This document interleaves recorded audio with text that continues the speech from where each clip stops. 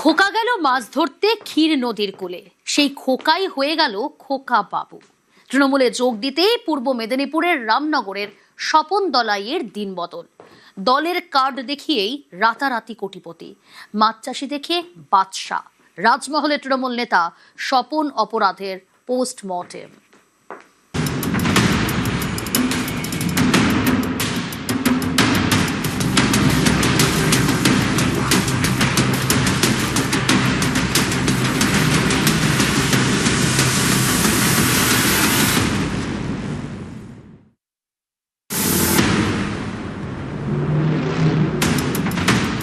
দিনের আলো ফোটার আগেই কাঁধে জাল নিয়ে বেরিয়ে পড়া, ভোর রাতে সমুদ্রে পাড়ি, দিনভর ঢেউয়ের সঙ্গে যুদ্ধ, এমনই ছিল স্বপন দলাইয়ের জীবন। রোজগার বলতে মাছ ধরা আর একটা ছোট্ট মুদির দোকান। রামনগরের জলধা গ্রামের স্বপন দলাই তখন সামান্য এক মুদি দোকানি। সেই মুদি দোকানি তৃণমূল আমলে তাজপুরের বাদশা।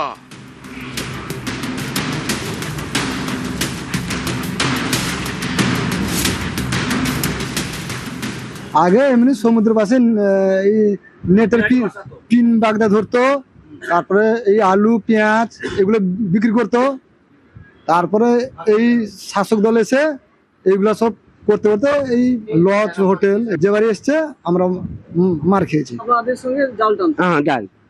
তারপরে কি হলো? তারপরে টিএমসি আসতে সে নামলো, নামে পরে তারপরে একটা পথ পেলো, একবার রমরমা।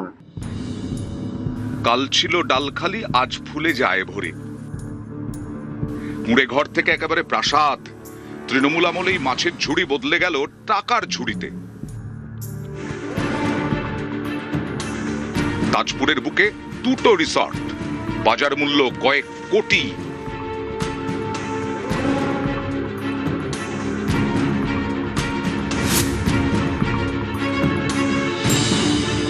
তাজপুরে স্বপন দলাইয়ের রিসর্ট বললে এক কথায় সবাই দেখিয়ে দেবে, সমুদ্রের ধারেই প্রাসাদ। এই দেখুন স্বপনের সম্রাট। রিসর্টের ভেতরে বিলাসী সুইমিং পুল। সম্রাট রিসর্ট থেকে কিছুটা এগোলেই হোটেল পেঙ্গুইন, এটিরও মালিক স্বপন দলাই। তাজপুরের দুই হোটেলের মালিক। এত টাকা পেলেন কোথায়? বড় মাপের চাকরি বা ব্যবসা কোনোটাই তো করেন না স্বপন, তাহলে এত টাকা এলো কোথা থেকে? প্রচুর টাকার মালিক এবং তাজপুরটাকে যেন তার ব্যক্তিগত একটা এরিয়া মনে করে। সাধারণ যারা ব্যবসায়ী এসে হোটেল করেন তাদের হোটেলের করার আগে ওর কাছে পারমিশন নিতে হবে এবং বিভিন্ন রকমের তোলা থেকে আরম্ভ করে সব রকম অভিযোগ ওর নামে সাধারণ মানুষ আজকে বলছে, করছে। কারণ হচ্ছে এতদিন বলতে পারতো না, যারা বলতো তার বাড়িতে গিয়ে আক্রমণ করতো। তাদের যে হারমাদ বাহিনী রেখেছে ওখানে, যে জাল টেনে খেত আনাজ দোকান ছিল, তার এত টাকার অট্টালিকা, এত টাকার বাংলো, এত হোটেল, এত কিছু এলো থেকে। কেউ হোটেল করতে হলে ওরাকে তোলা দিতে হতো, তোলা ছাড়া ওই হোটেল করা সম্ভব নয়।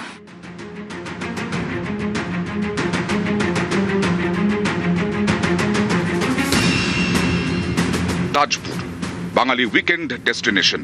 শনি রবি পর্যটকের ঢেউ তাজপুরে। পর্যটন ঘিরেই এলাকার মানুষের জীবিকা। এককালে এই পর্যটকদের কাছে টুকটাক জিনিস বিক্রি করেই সংসার চলতো বহু মানুষের।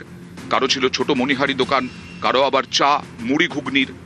দুঃখীমুখীদের হাসিতেই ঝলমল করত তাজপুর। এদেরই পেটে লাথি।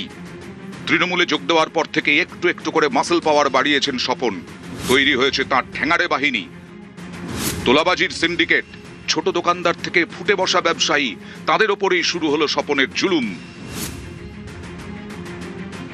তোলা না দিলে দোকান রাখা যাবে না, তোলা না দিলে ব্যবসা আউট। তার দোকান ভাঙতে আমি গেছিলাম আর কি। তারপরে পাটা একবার সঙ্গে সঙ্গে ধরে ভেঙে দিল। হেভি প্রভাব। একটা ঘরে দোকান, গরিব ঘরের দোকান ছিল, তার 17 লক্ষ টাকার মাল ছিল। তারা 17 লক্ষ টাকা মাল খাচ্ছে, এখনো খাচ্ছে। তারা কোনোদিন বাজার খরিদ করছে না। প্রভাব তখন ভর্তি ছিল। আমরা ছেলে বউকে নিয়ে পালিয়ে গেছিলাম। প্রতিবাদ করলেই স্বপনের ঠ্যাঙাড়ে বাহিনীর রোষে মেরে হাত পা ভেঙে দিয়েছে, দোকান ভেঙেছে। চোখের জল মুছে ব্যবসা গুটিয়ে নিতে বাধ্য হয়েছেন অনেকেই। সময়ের সঙ্গে আরো বেপরোয়া স্বপন।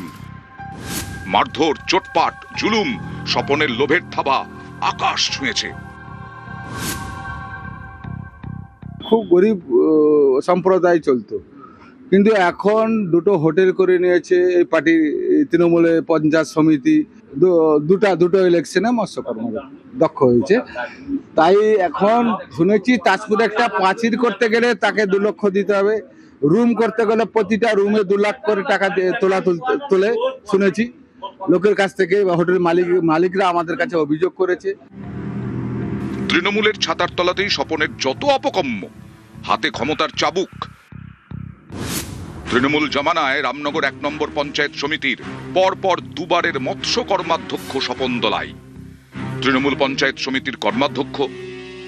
তৃণমূল আমলে পঞ্চায়েতেই ঘোঘের বাসা, একের পর এক পঞ্চায়েতে লুটের একই ছবি। ত্রাণের টাকা নেতার পকেটে, ত্রাণের ত্রিপল নেতার ঘরে, চুরির টাকা পাট খেতে। একইভাবে এই পঞ্চায়েত সমিতিতেও অ্যাকশন মোডে ছিলেন তৃণমূলের স্বপন। কাজে কোনো গাফিলতি নয়, দায়িত্ব নিয়ে এই পঞ্চায়েতের টাকা ঝেড়ে সাফ করেছেন দক্ষ কর্মাধ্যক্ষ। এই যে বালিশাই থেকে রাস্তা এসছে, এখানে জলদা বলে একটা স্ট্যান্ড, সেখানে প্রচুর দোকান বসিয়ে সব তোলে 50,000, 1 লাখ, যে যেরকম যার যেভাবে মুরগি বানায় সেরকম সব জায়গায় প্রভাব ফাটিয়ে এখানে একটা ঘর করে নিয়েছে, বিশাল বাড়ি করেছে। সে ঘরের দেওয়ালের উপর পাথর, 5-7 জনকে রেখেছে লাঠিয়া বাহিনী, ওরা টর্চারিং করে, ও ইশারা করলে ওরা চালায় মারপিট, কাকে ধরে আনা, কাকে বেঁধে ফেলা, কাকে ঘর ছাড়া করে দেওয়া, এইরকম ভাবে অত্যাচার, মানে শেখ শাহজাহানের পরে স্টেজে। তোলাবাজি আর চুরির টাকায় রিসর্ট, তাকে আটকায় কে? বাধা দিলেই বিপদ। সামনে চলে আসতো স্বপনের স্বরূপ, মারধর, হুমকি। ভোটে তৃণমূল হারতেই স্বপনের স্বপ্নভঙ্গ, তোলাবাজি বন্ধ গাজোয়ারি। এখন শান্তশিষ্ট স্বপন, তৃণমূল যেতেই ক্ষমতা থেকে একেবারে চিৎপটাং। পূর্ব মেদিনীপুর থেকে পঙ্কজ দাশরথী, নিউজ 18 বাংলা।